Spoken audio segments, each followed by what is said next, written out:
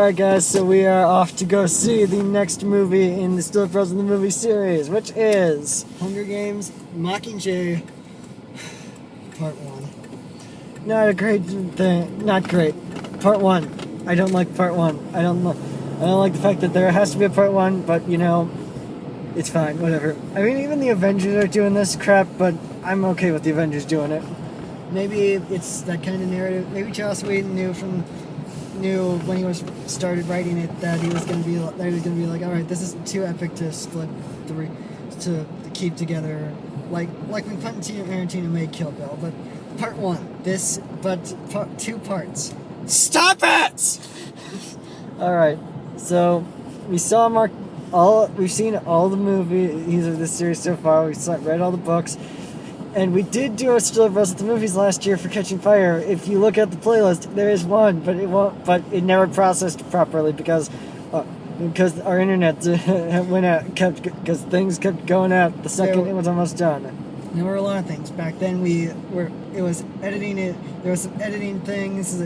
We had a few issues with the fact that we didn't think, hey, let's just use our YouTube Capture app to upload these things. Let's do all this editing on our laptops instead.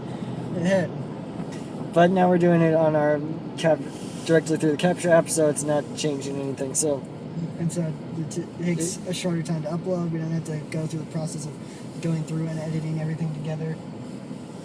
But otherwise, that's it for now. We'll see you guys later. We're out with the movie, and we're gonna go get something to eat soon, so we can kind of space this out. But basically, the movie was really good. Yeah, I mean, this is a weird case because this movie is it's different from those Hollywood movies where you feel like they stretched it out just so they could. There was definitely some watering down, like it didn't. There was points where it didn't seem like they needed to bring that stuff up. But otherwise, it was a good enough movie. But now let's get a little bit more in-depth with... I'm filming my hand right now, hold on. But now let's get a little bit more in-depth with the Mockingjay Part 1.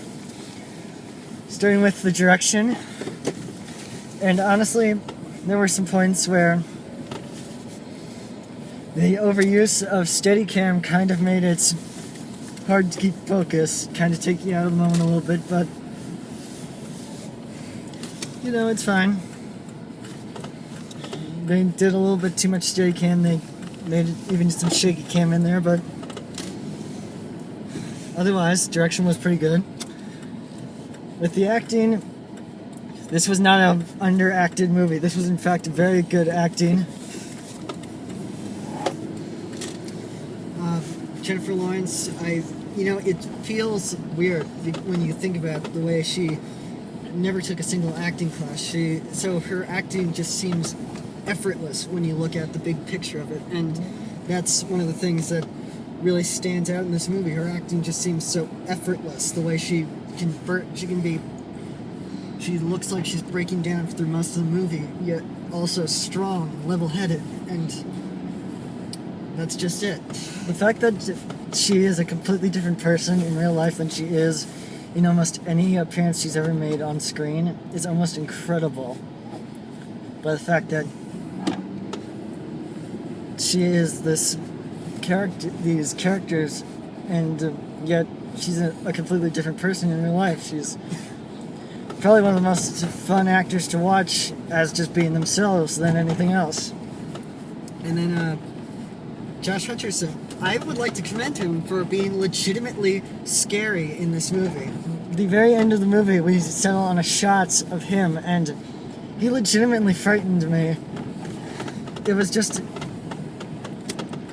amazing how it's like he could have been the villain in this could have been like the end of a scary movie. It was so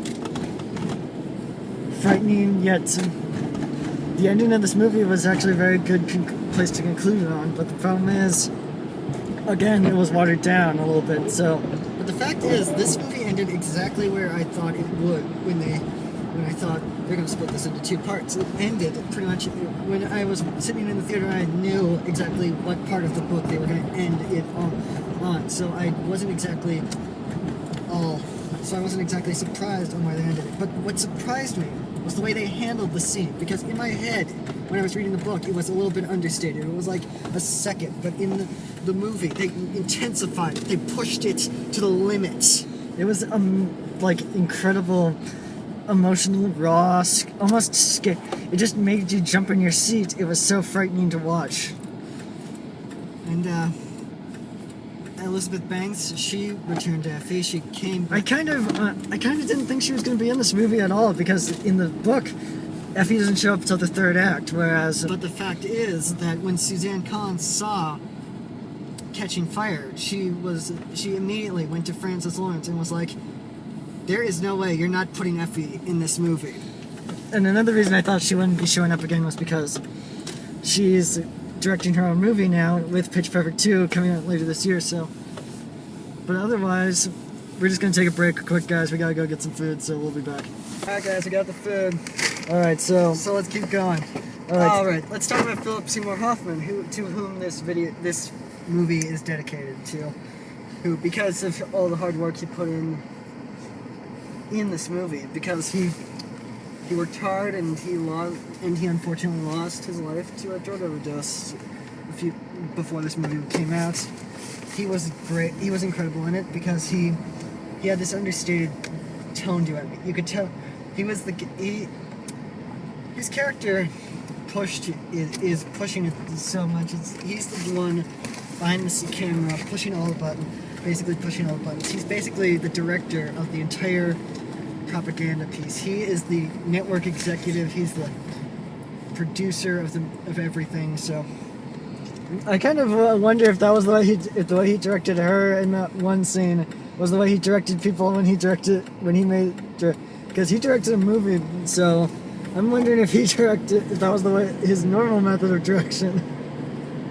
Because Julianne Moore, who I gotta say, the second they said they cast her, I thought, that is perfect.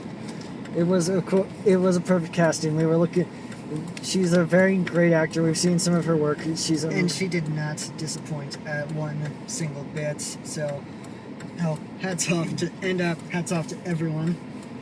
Liam Hemsworth, he did good, despite the fact that, honestly, this is the problem I've had in both the books and the movies. I've never felt that much chemistry between Katniss and Gale. I mean, the chemistry just wasn't the same there as well. I mean, I don't feel any chemistry for Katniss and Gale at all in this movie. There was actually, I think they're actually trying more and more to push the fact that her and Peter should end up together, which kind of seems weird, really, because they shouldn't really be trying to. Because if you're having a love triangle, you should probably make it so that both characters are both guys are given equal amounts of screen time, showing, hey, these guys are both very good. These are both very good guys and guys. But otherwise, he did a great job. Everybody, again, we're not going to downplay anybody. Woody Harrelson did a great job as well. He was amazing. Everybody was amazing. We can't really say anything bad for anybody. And Donald Sutherland, as always, is delightfully creepy. Yes. I think he's even more delightfully creepy in this movie than he was in the other two. What else? There's... let's see. Oh, I loved... there was this one scene where everyone is singing a folk song from this universe. I don't know if it's a real folk song. It's called The Hanging Tree, and there's this point where the score just syncs up with the vocal line. I'm pointing this out because just yesterday in my guitar lesson, I learned playing alongside the vocal line, and it synced up perfectly, and I was like, yes. And Jennifer Lawrence singing that song gives you chills. It's just amazing. She's like, Francis Lawrence forced her, but I'm like, really? That's not bad. I mean, I'm not going to rush out and buy the album, but I would. But her voice is good. It's like an old jazz voice. We sat there and we got chills just listening to her sing this amazing song at like She had a great tone and everything to her. It was almost melodic and somewhat eerie and emotional all at once. And obviously, this is an Academy Award-winning actress, so she's clearly ready to show any kind of emotion at all. What else is there? Well, how about let's just talk about this again. The fact that there is really no need for well, honestly, despite the fact that this movie was just basically a whole cash grab, I didn't want it to end. I wanted more. It felt too short for me, and honestly, this is the shortest Hunger Games movie at only 2 hours and 3 minutes. And of course, and my problem with it is that I wanted more. And they cut it short. And I feel like with some editing, they could have put both movies together. With some major cutting back, they could have put both of these movies together. But they could have put more in from the point where they stopped. They could have added more. They could have added more in the hell. They could have added more stuff in the middle that wasn't there before, that they cut out of the books. But I'm not complaining because this movie was pretty good, and I can't wait for the last one. Even though that will be feeding the beast that is Hollywood, separating the last book into 2 parts. Fortunately, we don't have to worry about it with the Maze Runner. Yes, because remember how pissed I was in the Maze Runner review? Well, Wes Ball said as long as he is in charge of it, they're not doing that. So, with that being said, guys, we're going to rate this puppy, and then we're going to go. I'm going to give it an 8 out of 10 just because of its existence. Just because of the existence of the second part. I am going to give it about... This is the hardest one I've ever had to come up with a rating for. I think I'm going to give it a 7.5. All in all, I wanted more action. That's the thing with this movie. You want more. And they don't give it to you the way you want it to. You want more action. You want more suspense. The one thing you don't want is more political stuff in the middle. And book 3 was probably the weakest of the trilogy, and this one did actually kind of...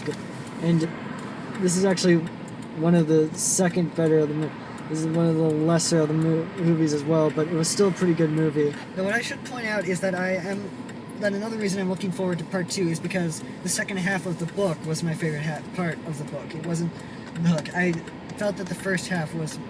This is very much like the first half, because the first half was all this political crap. It was all the political crap and happened in the rest of the action. But the second part was like the second half of the book was like it was returning to the roots of to the actual situation of the first 2 books. I honestly think the next book will be like Hurt Locker Zero. The next movie will be like a Hurt Locker Zero Dark 30 style like movie, because that's kind of how the second half of the book plays out. Like this kind of military thing that they're just running around trying to fight off them, trying to liberate people. But anyway, thanks for watching. Wow, we're actually not even at our usual spot where we ended. But thanks for watching. Thanks for subscribing and rating and liking and all that stuff. Liking and favoriting and all that stuff. No spoilers in the comments unless you're a Nazi or you read the book. So enjoy. So thank you, and well, I guess this is the end. Bye. Bye.